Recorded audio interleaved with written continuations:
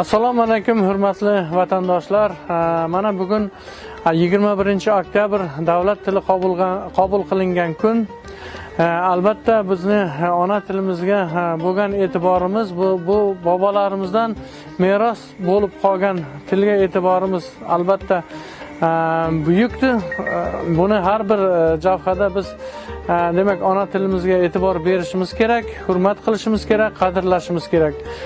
Til bilgan elga aziz hisoblanadi. Bugungi yoshlarimiz nafaqat o'zimizni ona tilimizni murakkab tarzda bilish kerak, balki boshqa tillarni ham bilish kerak. Chunki o'zaro muomala vositasi sifatida tilni bilgan albatta elga aziz hisoblanadi.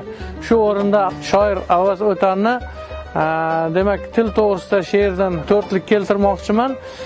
Har tilni biluv emdi bani odami jondir. Til vositai robitai olami ayondir. G'ayri tilin sayqiling bilgali yoshlar, kim ilmu hunari andin ayondir. Lozim size har tilni biluv ona tilidek, bilmakka ani g'ayrat eting foydali kondir. Ona tilim sen borsanki men ham bor, millatim bor. Sen yo'qolsang men ham yo'qman, yo'qolur millatim or. O'zbegim elimsan, tilimsan, dilimsan. Senga bo'lgan mehrim har so'zimda jilvamsan. Til bu xalqning yuragidir. Til bu elning bayrog'idir.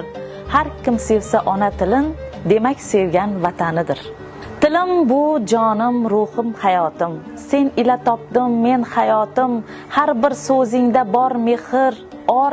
Ona tilim eng aziz diyor. Ona tilimsan, jon tilimsan, elim yurtimning shoh tilimsan.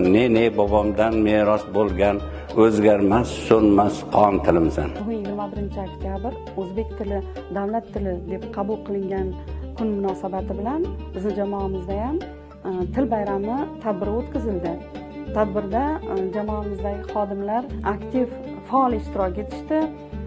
Har bir xodim til haqidagi she'rlarni ijro etishdi. Butun respublikamiz xalqi kabi bizning jamoamizda ham til bayrami kuni ko'tarinki ruhda o'tkazildi.